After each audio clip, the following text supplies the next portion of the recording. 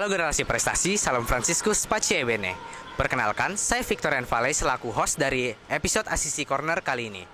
Nah, pada Asisi Corner kali ini, kita semua mengangkat topik Hari Guru Nasional yang telah berlalu pada tanggal 25 November kemarin. Banyak sekali acara-acara yang berlangsung di SMA Asisi selama masa Hari Guru Nasional. Mulai dari acara seremonial yang berisi acara pemotongan kue dan pembagian apresiasi terhadap guru favorit yang ada di SMA Asisi, hingga acara-acara tertentu yang dilaksanakan oleh siswa-siswi bersama dengan para wali kelasnya masing-masing. Nah, kalau begitu, mari kita sharing-sharing sedikit bersama para bapak dan ibu guru beserta murid-murid yang ada di sekolah SMA Asisi Samarinda. Yuk. Oke teman-teman, sekarang kita di sini sudah bersama dengan dua narasumber yang sangat spesial nih teman-teman. Mungkin bisa dari perkenalan dulu ya, kita kenalan sedikit dengan mereka. Kalau begitu dari sini dengan siapa, dari kelas berapa? Halo, perkenalkan nama saya Jesselyn Anastasia Lee, saya dari kelas 11-5. Oke, baik, dengan Jesselyn ya. Kalau begitu di sebelah saya dengan siapa, dari kelas berapa? Halo semuanya, perkenalkan nama saya Filbert Safirim dari kelas 10-1. Oke, baik, dengan Filbert dan Jesselyn ya. Iya. Nah, kalau gitu saya mau nanya sedikit nih. Kira-kira nih menurut kalian terkait Hari Guru yang kemarin sudah berlalu, seberapa penting sih makna Hari Guru itu, dan kira-kira kenapa kita sebagai murid itu harus merayakannya? Mungkin bisa dari Jesselyn dulu. Oke, baik, terima kasih. Kita sudah tahu sejak kita dari kecil ya, kita tuh datang ke sekolah pasti dibimbing oleh seorang namanya guru. Guru itu sebagai figur dan kunci kita untuk mencapai apa yang kita mau. Mereka membimbing kita, membantu kita untuk mengetahui suatu ilmu pengetahuan, dan hal ini adalah membuat kunci masa depan kita sendiri. Dan Hari Guru itu penting dikarenakan jika kita merayakan Hari Guru, ini adalah sebagai sumber kita menghargai dan menghormati bagi semua guru yang telah membantu kita dan membimbing kita sejak dari dulu. Makanya hari ini sangatlah hari spesial. Oke, baik. Kalau gitu, menurut Jesselyn, kira-kira kenapa kita sebagai siswa itu harus menjalankan Hari Guru tersebut? Nah, seperti yang saya bilang nih, Hari Guru itu adalah sebagai bentuk menghormati dan untuk menghargai guru-guru yang kita sayangi. Ini perlu kita rayakan ya, untuk menghargai guru-gurunya dan memberikan sebuah kayak seperti ucapan terima kasih, ucapan penghormatan, dan hal ini akan membuat hal kayak pesan khusus dan pesan yang sangat terharu terhadap guru kita. Ini membuktikan bahwa kita itu sebagai murid, kita bisa berterima kasih kepada guru, menghormati, menghargai, dan ini bukan hanya dalam sebutan pesan atau rayaan, tapi boleh dalam penghargaan, hadiah atau apapun. Makanya kita sebagai murid untuk menghargai Hari Guru adalah sesuatu yang perlu, dikarenakan kita pasti ingin berterima kasih kepada orang yang telah membimbing kita, yaitu guru kita sendiri. Oke, baik Jesselyn, terima kasih banyak ya atas jawabannya. Jadi itu dia tadi teman-teman. Menurut Jesselyn sendiri, Hari Guru itu merupakan hari yang cukup spesial, yang dimana kita perlu mengapresiasi guru mungkin sebagai bentuk apresiasi kita dengan ucapan terima kasih dan hadiah yang dapat kita berikan kepada guru-guru tadi. Nah, oke, kalau begitu mungkin dari Filbert, kira-kira apa tuh makna Hari Guru dan kenapa kita sebagai siswa harus merayakannya? Oke, sejak kita sekolah itu pastinya kita memiliki guru yang selalu membimbing kita dan mendidik kita ke jalan yang benar. Oke, oleh sebab karena itu kita merayakan Hari Guru sebagai hari ucapan terima kasih dan penghormatan serta penghargaan yang bisa kita lakukan sebagai apresiasi kita kepada guru-guru yang telah memberikan jasanya kepada kita semua dengan hati yang tulus. Nah, untuk kenapa kita harus merayakannya, karena di hari yang sangat spesial itu para guru-guru juga berhak mendapatkan hadiah dari para siswa-siswinya, supaya para guru ini bisa menjadi lebih semangat dan lebih giat lagi dalam mengajari pada setiap generasi ke depannya gitu, Kak. Oke, baik, terima kasih banyak ya Filbert. Nah, tadi teman-teman kurang lebih sama seperti Jesselyn, yang dimana Filbert menyampaikan bahwa Hari Guru merupakan hari dimana kita dapat menyampaikan apresiasi kita kepada guru teman-teman. Nah, kalau begitu untuk pertanyaan terakhir nih Filbert, boleh. Mungkin bisa dimulai dari kamu dulu ya. Boleh. Nah, kalau begitu kira-kira dari kamu nih, ada gak pesan untuk guru-guru di sekolah kita, dan atau terkhusus mungkin untuk guru yang kamu sukai nih? Oh, boleh. Oke. Untuk pesannya, terima kasih kepada Bapak Ibu Guru yang telah mendidik kami sebagai anak didik bagi para Bapak Ibu Guru. Tetap semangat dan tetap giat lagi dalam mengajari kami. Semoga kedepannya kami bisa lebih semangat lagi dalam belajar serta mendapatkan nilai yang lebih bagus lagi. Nah, untuk guru favorit sendiri, saya memiliki beberapa guru nih, diantaranya Miss Milda dan Bu Vero. Terima kasih kepada ibu-ibu ini yang telah mengajari saya arti pertemanan yang baik dan yang sesungguhnya. Saya Pesan ini sangat terkesan lagi di hati saya karena mereka dapat mengajari saya yang artinya selalu berbuat baik dan lebih tulus gitu Kak. Oke, baik. Terima kasih banyak ya, Filbert. Nah, itu tadi untuk guru-guru yang mungkin sudah sedang menonton, tetap semangat ya yang diucapkan dari Filbert dan terutama untuk Miss Milda dan Bu Vero. Baik, kalau gitu dari Jesslyn mungkin ada pesan-pesan untuk guru-guru di sekolah kita? Kurang lebih pesan dan kesan saya untuk guru-guru sekolah kita itu sama seperti Filbert. Untuk mempersingkat waktu, terima kasih kepada semua guru yang telah berjasa dan membantu kita semua untuk mencapai apa yang kita mau. Bimbingan dan jasa yang diberikan oleh semua guru ini sangat berarti untuk kita semua. Dan untuk guru favorit mungkin bisa dibilang gurunya adalah semua guru yang ada di ASISI ya.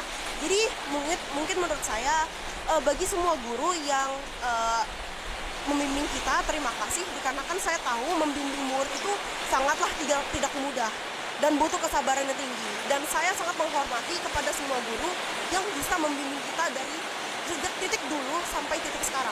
Jadi sekian dari saya. Terima kasih. Oke, baik. Terima kasih banyak ya, Jesslyn. Nah, itu tadi untuk guru-guru yang sedang menonton, kami dari para siswa ucapkan terima kasih banyak dan selamat tetap semangat untuk mengajar kami siswa-siswa di SMA ASISI ini.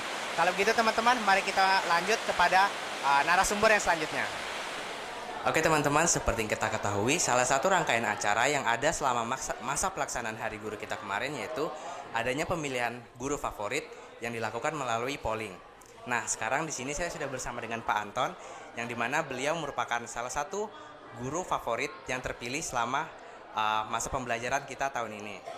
Sebelum itu saya ucapkan selamat ya Pak Anton. Nah, sekarang saya di sini mau nanya-nanya sedikit nih Pak. Kira-kira ada gak sih Pak pesan atau kesan Bapak gitu selama di sekolah ini, dan gimana sih rasanya menjadi guru favorit tahun ini gitu Pak? Ya, terima kasih Victor. Halo semuanya, terima kasih sudah memilih saya sebagai guru favorit di tahun ini. Untuk kesannya ini sebetulnya Bapak sendiri pun kaget ya, karena nggak menyangka aja gitu bisa terpilih menjadi guru favorit. Nah, ini juga tidak terlepas dari kepercayaan kalian siswa-siswi yang sudah memilih Bapak menjadi guru favorit. Untuk pesannya sendiri untuk kalian ya tetap semangat dalam belajar. Apapun yang diberikan oleh guru kalian itu harus bisa menjadi bekal untuk kalian di masa depan. Jadi guru itu hanya menjadi teman kalian, pembimbing kalian, fasilitator kalian dalam kalian menggapai cita-cita kalian, ya. Sehingga kalian bisa meraihnya atau tidak itu kembali ke diri kalian sendiri gitu. Ya, jadi itu sekali lagi Bapak ucapkan terima kasih bagi yang sudah mempercayakan Bapak menjadi guru favorit. Sebetulnya ini sedikit menjadi tanggung jawab yang besar gitu untuk Bapak, karena mempunyai atau mendapat label guru favorit itu kan berarti Bapak harus bisa menjaga itu, harus bisa menjaga kepercayaan kalian terhadap Bapak. Gimana Bapak semoga kedepannya itu bisa menjadi panutan kalian.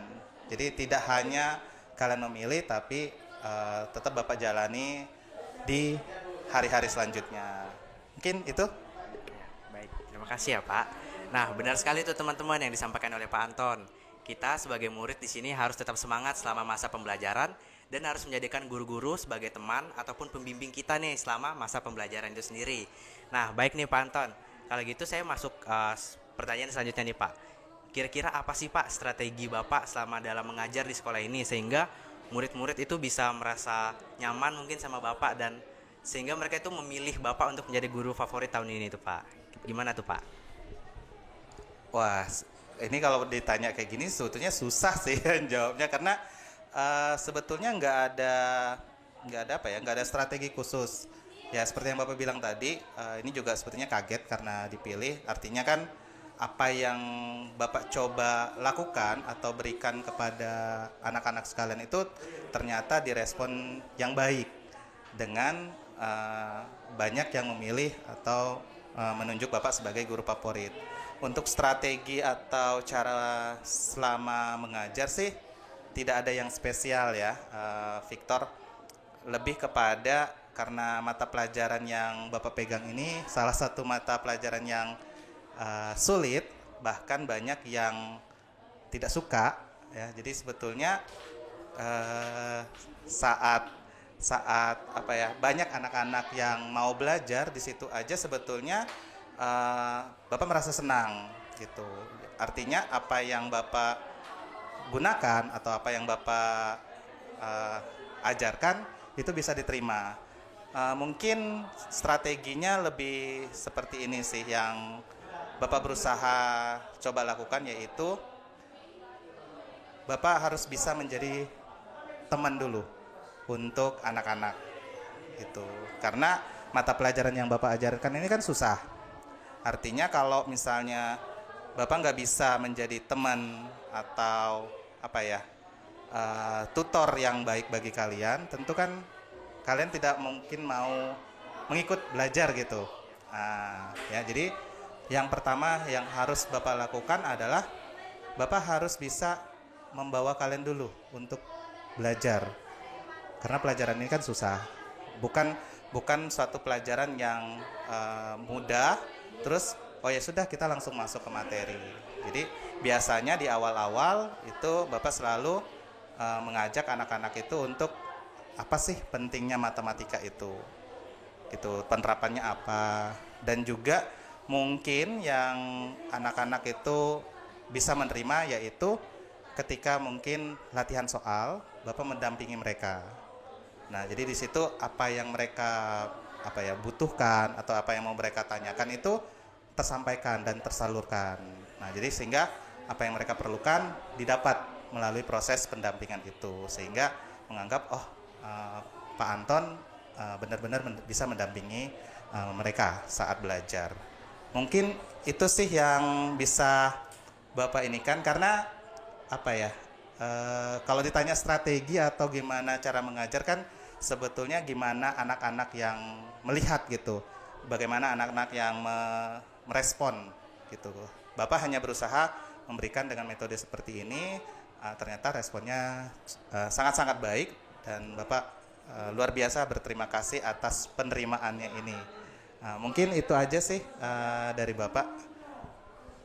Baik, terima kasih banyak ya Pak atas jawabannya. Ternyata teman-teman, Pak Anton ini hebat sekali ya, yang dimana dia tidak ada strategi khusus dalam untuk menjadi guru favorit itu sendiri.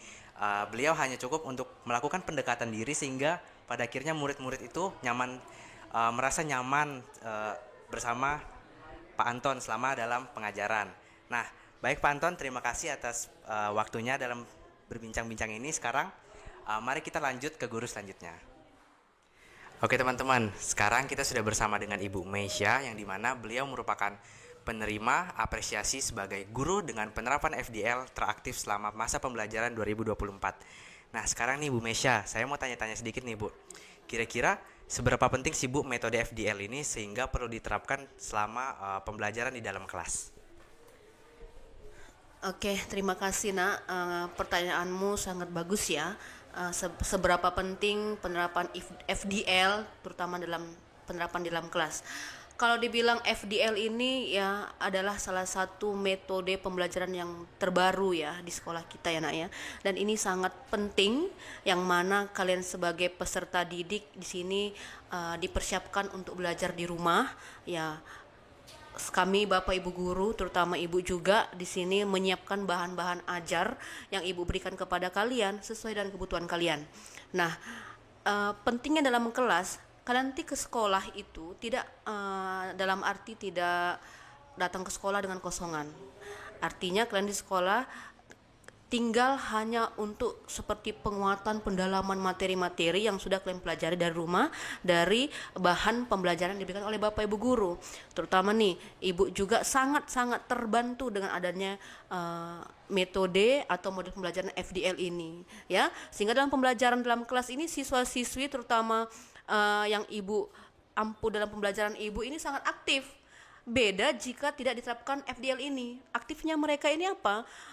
setiap kali ibu memberikan pertanyaan penguatan pembelajaran yang mereka pelajari di rumah, mereka cepat menangkap, cepat menjawab segala macam pertanyaan. Artinya sudah ada persiapan di situ. Jadi menurut ibu FDL ini sangat-sangat penting dan sangat membantu dan melancarkan keaktifan dalam pembelajaran, seperti itu. Baik Ibu Mei, terima kasih banyak atas jawabannya. Jadi seperti itu dari teman-teman. Ternyata penerapan metode FDL ini sangat penting untuk bagi murid-murid itu sendiri, yang dimana nantinya murid-murid hanya cukup melakukan pendalaman materi di dalam kelas, sehingga mereka juga akan dapat lebih aktif di dalam kelas nantinya. Benar ya Bu? Nah itu saja. Baik Bu, kalau gitu saya lanjut ke pertanyaan selanjutnya nih Bu. Kira-kira nih Bu, selama penerapan metode FDL ini, apa saja sih Bu persiapan Ibu dalam mempersiapkan materi, dan kira-kira ada gak sih Bu halangannya selama menerapkan metode ini? Baik, terima kasih Nak. Jadi sebelum penerapan metode atau model ini di dalam kelas, maka langkah pertama yang Ibu harus lakukan itu adalah Ibu akan adakan dulu tes diagnostik, ya. Di mana tes diagnostik ini Ibu mau melihat sejauh mana kemampuan-kemampuan peserta didiknya Ibu, terutama Ibu ajarkan dalam kelas, mereka mampunya di bidang apa. Maksudnya di sini bukan bidang, tapi di pemahaman materi itu mereka ini masuk ke level yang mana? Apakah di dalam level pemahaman yang cukup atau berkembang, atau juga yang sangat mahir. Kemudian bukan hanya tentang kognitif atau akademik saja yang Ibu tes di sini. Di sini Ibu juga melihat kemampuan mereka di non kognitifnya, seperti mereka belajarnya dengan cara nyamannya seperti apa, seperti misalnya mau visual atau audio, bisa juga dengan kinestetik. Nah, jadi langkah awalnya adalah Ibu lakukan tes diagnostik. Setelah dapat hasilnya, barulah di situ Ibu kelompok-kelompokkan. Nah, dalam pembelajaran ini Ibu mau yang mana? Apakah Ibu mengelompokkan pembelajaran kepada siswanya Ibu dan dalam kelas melalui level pemahaman, atau kepada gaya belajar mereka? Nah, level pemahaman ini kan ada tadi cukup, berkembang, dan mahir. Di situ Ibu harus persiapkan. Apa yang Ibu persiapkan? Pertama, LKPD-nya. Kemudian berdasarkan gaya belajar. Nah, gaya belajar ini kan bervariasi Nak, ya. Ada 3 tadi. Ibu juga harus mempersiapkan yang ketiga, kebutuhan belajar kalian terutama. Misalnya kayak kinestetik. Anak-anak kinestetik ini anak-anak yang memang cenderung belajarnya tidak ingin duduk lama di tempatnya, artinya aktif, banyak praktik begitu ya. Kemudian, nah bagaimana bahan ajar yang Ibu harus persiapkan? Maka langkah awalnya nanti Ibu kasih seperti apa ya, seperti bacaan-bacaan yang mana nanti mereka akan demonstrasikan di depan, menyampaikan apa yang mereka pelajari pada saat pertemuan pembelajaran. Kemudian yang kedua ada yang visual. Di sini visual Ibu lebih kepada menyiapkan kayak misalnya kayak PPT ya. Kemudian ada yang audio, Ibu menyiapkan kayak video yang mana mereka langsung mau mendengarkan penjelasan materi-materi yang Ibu ajarkan. Jadi itu semuanya Ibu persiapkan dan Ibu nanti perkategorikan. Misalnya anak atas nama si Caroline, si Felix, si Margaret Sophie itu masuk ke dalam kategori audio. Kemudian yang visual Ibu masukkan lagi si AB, si Yesaya, si Federico. Ibu masukkan. Kemudian kinestetik Ibu masukkan lagi, misalnya si apa namanya? Ada lagi temannya misalnya Margaret. Ibu masukkan ke dalam apa? Kinestetik. Jadi bahan ajar pun yang Ibu siarkan kepada mereka itu berbeda-beda, ya Nak ya. Jadi mereka tahu, tanggung jawabku adalah yang diberikan Bu Mesya ini adalah bagian audio. Jadi saya pelajari. Tanggung jawabku bagian visual. Jadi bahan ajar yang Ibu berikan itu tergantung kebutuhan, gitu ya Nak ya. Sehingga nanti dalam penerapan dalam kelas Ibu Mesyanya tinggal memberikan penguatan, menanyakan kembali apakah ada yang kalian pahami, yang kalian merasa kesulitan dalam pembelajaran Ibu. Nah, jika ada merasa kesulitan silahkan di-sharingkan. Disitulah terjadi sharing atas pembelajaran yang dipelajari di rumah sebelumnya. Kemudian penerapan dalam kelas LKPD Ibu kasih itu kita akan kerjakan, kita akan lihat, kita akan evaluasi lagi. Bagus enggak penerapannya ini? bagus nggak nilai-nilainya yang dihasilkan. Nah gitu, sehingga proses dalam pembelajaran dalam kelas pun itu interaktif. Kemudian kendalanya pasti banyak enak ya, kendala terutama dalam waktu dalam menyiapkan bahan ajar atau bahan materi ini. Misalnya kayak ibu harus mempersiapkan video. Nah video itu ibu harus mengusahakan video dari ibu. Jika mepet baru ibu ambil video dari lain. Artikel juga demikian, ibu harus membuat artikel yang memang dari ibu, bukan ambil dari yang lain gitu ya. Kemudian bahan pembelajaran, bahan ajar lainnya, semuanya ibu harus persiapkan dengan matang. Karena di sini pemberian materi kepada siswa ini kan harus 2 hari atau 1 hari sebelumnya, maka persiapannya harus begitu banyak ya nak ya. Jadi kalau dibilang kendala hanya waktu aja menurut ibu, begitu saja. Baik Ibu, terima kasih atas jawabannya. Ternyata teman-teman, selama penerapan metode FDL ini banyak sekali persiapannya, dan persiapannya juga cukup unik-unik. Mulai dari bagaimana cara menentukan kategori-kategorinya, dan apa saja metode pembelajaran yang anak-anak itu sukai. Lalu untuk kendalanya juga cukup banyak, dan salah satunya itu tadi waktu ya Bu, benar banget. Waktu mempersiapkannya gitu ya. Mungkin itu saja Bu, terima kasih banyak atas waktunya. Baik teman-teman, kalau gitu kita lanjut ke guru selanjutnya. Oke teman-teman, sekarang di sini saya sudah bersama dengan Ibu Rutma, yang dimana beliau merupakan penerima apresiasi sebagai guru dengan literasi teraktif di tahun 2024 ini. Sekarang Ibu Rutma, saya di sini mau tanya-tanya sedikit nih Bu. Kira-kira ada gak sih Bu pesan dan kesan Ibu setelah menerima apresiasi yang diberikan dari sekolah gitu Bu?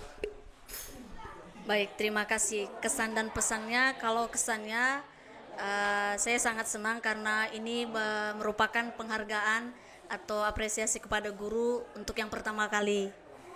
Itu kesannya. Jadi saya berterima kasih kepada pihak sekolah atas penghargaan yang sudah diberikan kepada kita guru-guru. Nah, kalau pesannya mengenai literasi ini kan banyak bentuknya, bahkan ada yang digital sampai sekarang ini.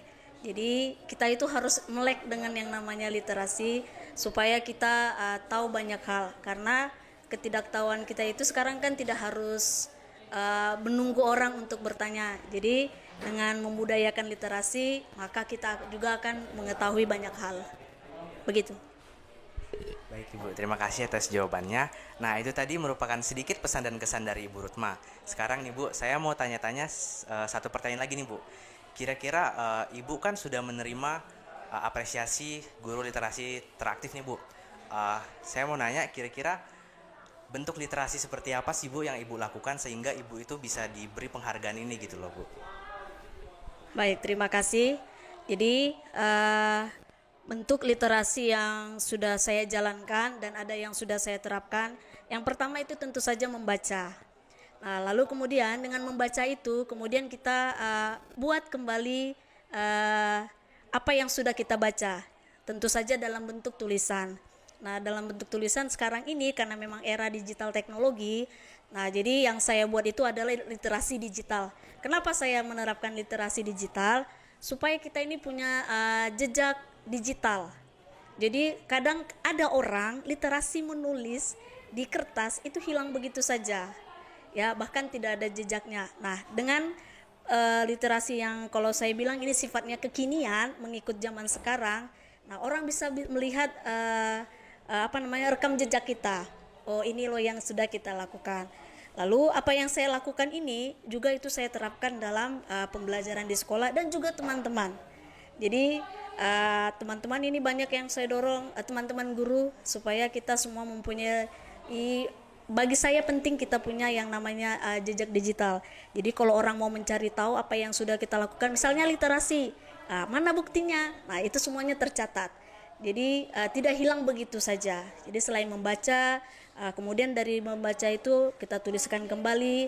Nah, bagaimana supaya itu tetap ada? Ya, pakai literasi digital tadi melalui platform-platform yang ada banyak sekarang ini. Baik Ibu. Jadi tadi Ibu Rutma itu alih-alih melakukan literasi dalam sebatas menulis saja ya, benar ya Bu? Ibu Rutma lebih memilih untuk melakukan literasi dalam bentuk platform online yang dimana mungkin beliau melakukannya seperti di blog ataupun media platform-platform lainnya. Nah, baik Ibu, terima kasih atas waktu yang sudah Ibu berikan. Sekarang teman-teman, mari kita lanjut ke segmen berikutnya. Oke, jadi kali ini kita udah kedatangan teman baru lagi nih untuk diwawancarai.